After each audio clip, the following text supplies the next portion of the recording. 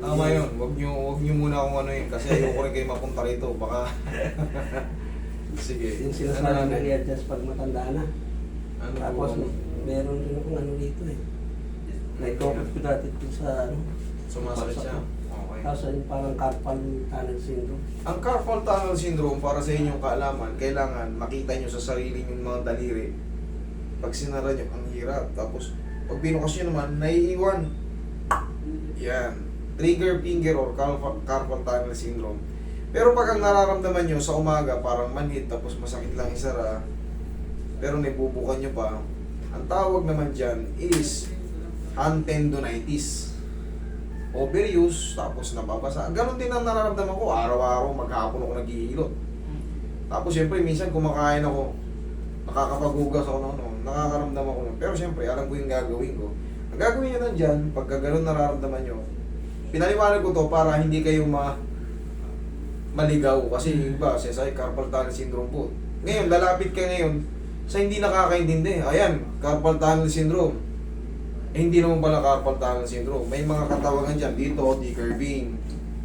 Basta yung tatandaan nyo yung parang naglalak siya. Hindi nyo may sara tapos... Yan, carpal yan. Pag hindi may buka, may sasara. Kaso parang tight yung mga daliri nyo. Parang sasakit, parang medyo manhid-manhid. I-rub nyo lang yan kada umaga. Yan ay tinatawag na overuse hand tendonitis. Mas maganda yon kaysa sa mga carpal tunnel syndrome. Kasi carpal tunnel syndrome, ang sakit niya talaga. Okay? Nangyari sa akin yung gano'n. Yes. Kasi ito manhid, itong kabilang side, hindi naman. Yan. Manhid. Pagka ganyan yan, overuse yan. Pag kayo na naglalak na, yun yung palatandaan na ano, carpal Nag-block na tunnel. rin ito, nag-block. Yan. Pagka ganon. Pero ito, sir, i-rub nyo nga lang. Yun ang malaking tulong dyan. Sa umaga, i-rub nyo yung kamay nyo para kumana siya ng ano. Kasi kung mapapansin nyo, sa umaga lang talaga siyang hirap. Pero pag nakapagtrabaho ka na, kung mapapansin natin ha. Sa akin, sa gabi. Sa gabi, Ang pag nakapahinga. pinaka-medyo sa akin, dadapa ako. Pag dumadapa ako, nakawala yung... Iba to. Dito naman yan. Dito naman yan. Merong ibang, ano naman yan. May ibang katawagan naman yan dyan. Doon naman yan sa may, ano, pinaka-main junction. Pag may position ka nawawala. Kapag dumadapa Pero pag ako, araw-araw lang kasing gano'n yan, ibig sabihin nun, ang tawag ng nga, overuse. Pero kung may position siya na, ano, may position siya na maalwan ka, baka may naiipit dun sa main junction. O kaya dito, o kaya, basta sa mga main junction. Yan. Okay? Pero sa'yo, sir, set lang.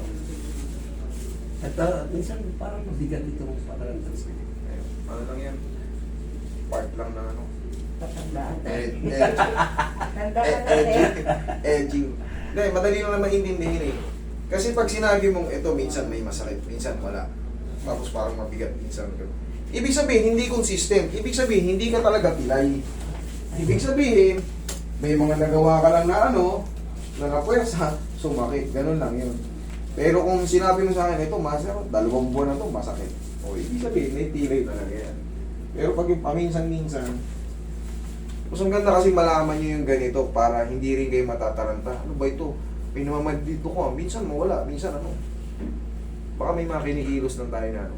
Relax. Yung iba naman nagtitrigger sa kinain. Kumain kasi ako ng hipon eh. Bigla akong ano, namaga yung tuhod ko. Yan. Baka may ano tayo.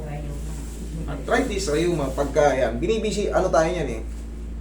Parang kakambal na natin yan. Yung mga arthritis, rheuma, kambal na natin yan. Ano pa matanda na? Correct! Tumpak na tumpak. Pag tayo umiidad, ganyan yan. Minsan pagbibintangan pa natin yung munggo eh. Kumain kasi ako ng munggo eh. Pero sabi ng doktor, hindi. Yung munggo, marami kayong vitamina makuha dyan. Ikaw ang matagilid. Ang talagang nakakapagpasakit na ano natin, taba, prito, sobrang alat, less tayo sa tubig.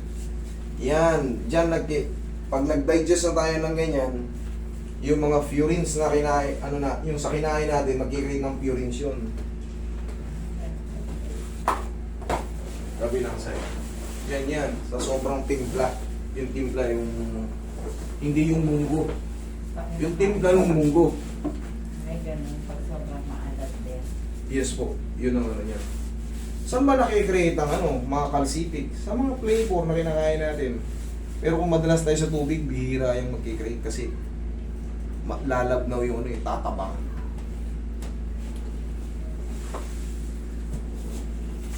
Yung mga calcific, yun yung tinatawag na papunta sa arthritis. Yeah.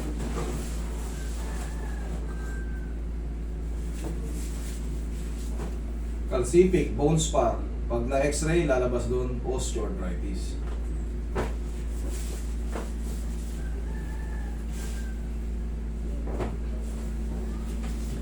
Ito yun, Bo. Sa'yo, no? Yan, o. Pinitiyan. Yan, pinipitik-pitik lang naman yan. Relax lang.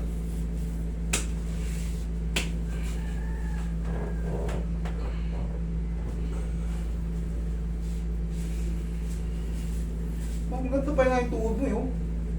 Mas maganda pa yung tuhod mo sa akin, eh. Sa totoo lang, ha? Napakanipis nung ano, napakanipis. Pero, wala. Maganda pa yan. Kita mo yung tuhod mo, walang sumasabit. Yung iba, sa araw-araw ko nakaka-handle ng tao, isang ganun ko lang, alam ko na kagad kung mas good po. Wala, oh. Normal na normal yung tuhod mo, sir. Malakas pa yung tuhod mo. Kaya pa isang taon, ano? Kahit hindi isang taon. Hindi. Kahit marami pang taon. Kailangan pala, hindi ka mo nauwi. Sa abroad ba si sir? Oh, Parehas mga Dapat. Saudi. Saudi boy.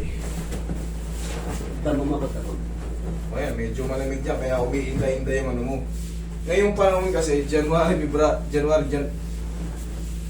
January, February, yan ang pinakamalalamig, no? Sir, no?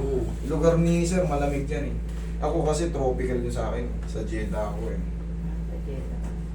Lumalamig din doon, pero hindi sobrang lamig. Parang Pilipinas lang. Pero sa kanila, literal na pag lumamig doon, malamig talaga. Pag naman mainit, lintik naman talaga ang init. Ganyan ang pakiramdam niya sa anak. Susunod sama mo yung anak mo pala. Sa Jeddah, walang unit sa Jeddah. Meron!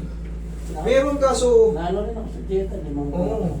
Hindi ganun mataas. Hindi katulad sa Riyadh at mga Ay, ganyan. binibig pala sa ano, my vlog sa akin. Sama mo yung anak mo, susunod. Sarap parang pahilot eh, oh. Susunod na lang ako, magdadala akong shirt ko. Sige. Masarap para maayos. Pwede mo walk-in?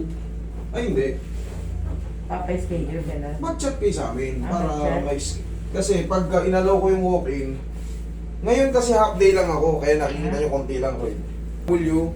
Priority namin Kasi yan. sa 26, babalik ako eh. Parang Ayan. masama ko sa ano. Priority ko yan. Ayun. O di magsabi na kayo, ano ba yung 26? Na matagal pa na yan. Kailangan mag-update talaga. Mag-update lang kayo. Sir ha, Sige. malayo pa naman yun. Kung saan nyo muna kaya pwede nyo. Kaya. Binibigyan ko ng priority ang ano, mga OFW. Mabilis sila makamot kasi bilang OFW rin dati, limited lang yung time namin dito eh. Pag nagastos na namin isang linggo, parang ayan eh. Iniisip na namin agad yung dadalhin ko rin sa pabalik. Kaya nag-book nga ako, nandun pa ako eh. O, sila sir dat. Nag-a-advance na sir. Pero sabi nga, umuwi lang kayo ng Pilipinas, makakapo kayo agad. Okay, inhale. Pala niya yung sinasabi niya. Exhale. Alam ni sir yung pila rito. Alam ni sir yung ano. Diyan ka lang sa akin.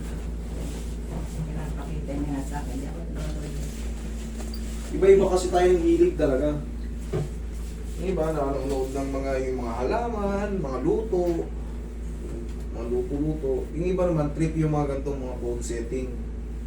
Yung mga namimilipit. Ako, trip ko yung mga nililinis na kuko eh. Yung may mga ingrown na malaki, yan trip ko yan eh. Yung paano man. Kasi ayaw na ayaw ko magpalinis ng ano, kuko. Kasi minsan ako nagpalinis, nakakalakad pa ako, nung paglabas ko, ika-ika ako, nagbayad pa ako para mapilay. Na-trauma ako. Eh, nanonood na lang ako ng gano'n. Gusto ko yung malalaking ingrown. Tapos babaklasin, nakatutok yung camera. Dalas ako nanonood kay Chris Leong. Yan ang ano natin, yan ang grandmaster ng TikTok. Pero hindi raw yun ang ano eh, yung kapatid daw talaga marunong. Estudyante lang rin siya. I-off mo lang ba? Nararamdaman mo.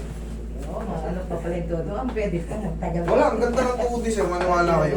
Magtagal Sa pa pa. ano siya, mabigat. Ngayon, Oo, oo. hindi naman. Okay na. Okay na, maganda yung tuhod ko. Mas maganda pa yung tuhod. Tingnan mo yung tuhod ko. Yung tuhod ko. Oh, sa'yo walang ganyan. Sa edad niya ganyan, bibihira yung tuhod na, no? Plain pa. Yung iba kasi, Oo, kung ginagawa. pag ilagan,